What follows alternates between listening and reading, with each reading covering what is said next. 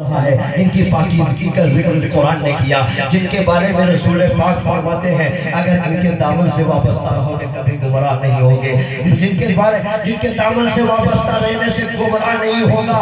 میرے نبی نے فرمایا میرے دوستو تو یہ انعام ان لوگوں کے لیے ہے جو ان کے دلوں میں امام حسین کی محبت ہے، جن کے سینے میں امام حسین کے لیے دھڑکتا ہوا دل ہے، وہ انعام ان لوگوں کے لیے ہے جو امام حسین کی نام اس طرح کی محفل سجاتے ہیں، ان کا ذکر کرتے ہیں، یہ نام ان لوگوں کے لیے ہے۔ اور ان لوگوں کی سزا بھی ان لوگوں کا بھی انجام سن لو جن کے دل میں اہل بیت سے بغض ہے، جو اہل بیت سے دشمنی رکھتے ہیں۔ میرے نبی نے فرمایا من مات علی بغض آل محمد صلی اللہ علیہ وسلم مات کافرا، جو شخص نبی کریم صلی اللہ علیہ وسلم کے اہل بیت سے بغض رکھتا ہوا مرا، دشمنی رکھتا ہوا مرا، وہ مومن کی موت نہیں مرے گا، وہ کفر کی موت مرے گا، وہ کافر مرے گا۔ وحرمت الجنت علی من ظلم اہل بیتی، اور جنت حرام ہے اس پر، اللہ نے جنت اس پر حرام کر دیا جس نے میرے اہل بیت پر ظلم کیا۔ میرے دوستو یہ مقام، یہ شان، یہ رتبہ، یہ شان اہل بیت اطہار کا خدا کی بارگاہ میں، کہ اگر اہل بیت کی شان میں کوئی گستاخی کر دے، کوئی بے ادبی کر دے، وہ آخری وقت میں چاہے کچھ بھی رہا ہو، چاہے وہ دنیا میں زندگی بھر کچھ بھی رہا ہو، لیکن میرے دوستو وہ ایمان سے ہاتھ دھو بیٹھے، اس کا بڑا خدشہ ہے، اندیشہ ہے۔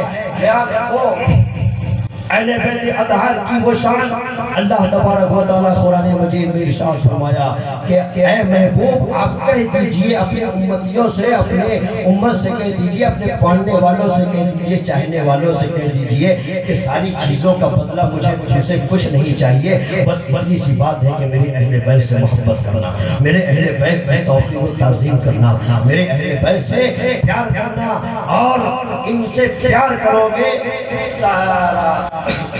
تو سارے کا سارا میرے اہل بیت سے دامن سے وابستہ رہو گے، کبھی گمراہ نہیں ہوگے، کبھی گمراہ نہیں ہوگے۔ میرے دوستو یہ اہل بیت کی شان ہے۔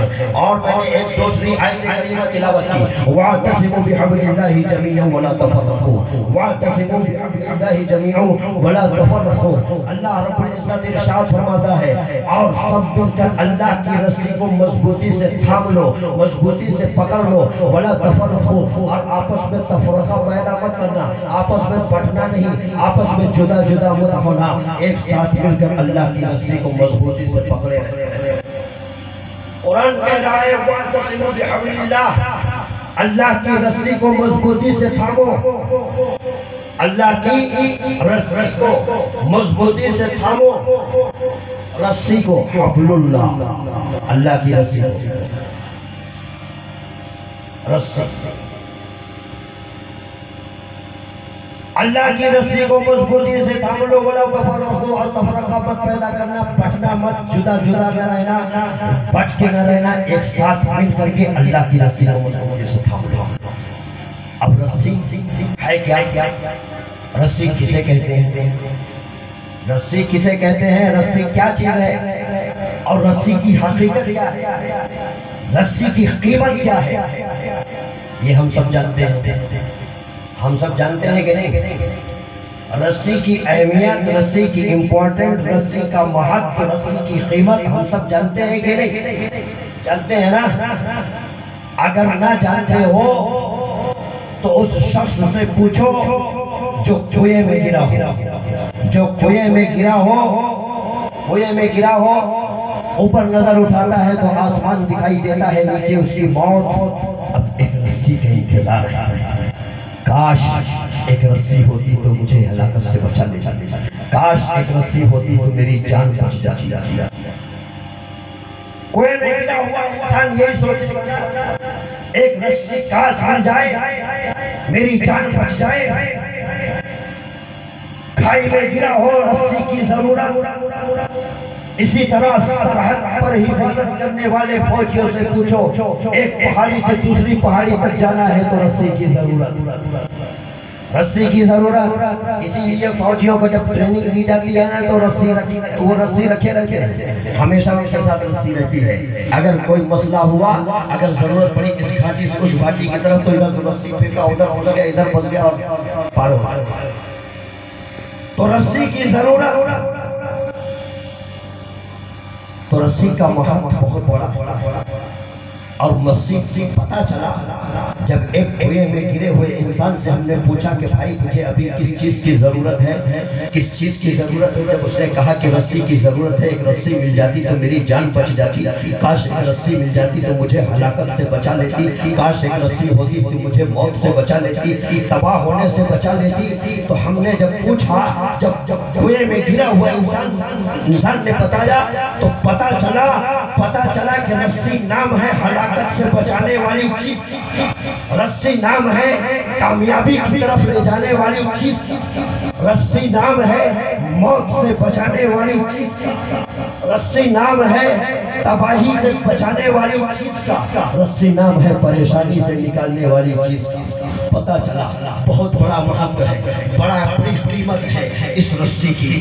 لیکن میرے دوستو، اب اللہ تبارک و تعالی یہاں فرما رہا ہے حبل اللہ، اللہ کی رسی کو مضبوطی سے پکڑ لو۔ اب اللہ کی رسی کون سی ہے؟ ہم نے تو جو رسی کی اہمیت، جس رسی کی اہمیت کو سمجھا، وہ رسی دنیا کی رسی ہے، جسے پکڑ کر ایک گھاٹی سے دوسری گھاٹی تک جایا جاتا ہے، جسے پکڑ کر کنویں سے باہر نکل جائے، جسے پکڑ کر کھوائی سے باہر آ جائے، تو یہ رسی دنیا کی رسی ہے۔ لیکن اے میرے مولا، جس رسی کو تو پکڑنے کا حکم دے رہا ہے حبل اللہ، وہ رسی کون سی ہے جسے قرآن پکڑنے کا حکم دے رہا ہے؟ اور یاد رکھو، جب خطرہ ہوا رسی کی ضرورت، جب خطرہ منڈرایا رسی کی ضرورت، رسی نے بچا لیا، خطرے سے رسی نے بچایا، موت سے رسی نے بچایا۔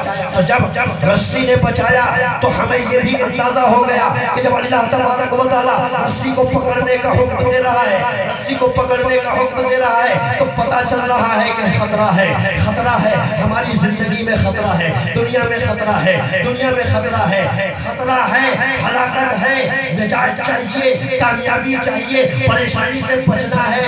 اسی لیے تو اللہ تبارک و تعالیٰ فرما رہا ہے کہ اللہ کی رسی کو مضبوطی سے پکڑ لو۔ لیکن میرے دوستو، یہ رسی ہے کون سی؟ یہ آخر یہ رسی کون سی ہے؟ تو آؤ پتہ لگاؤ کہ یہ رسی کون ہے۔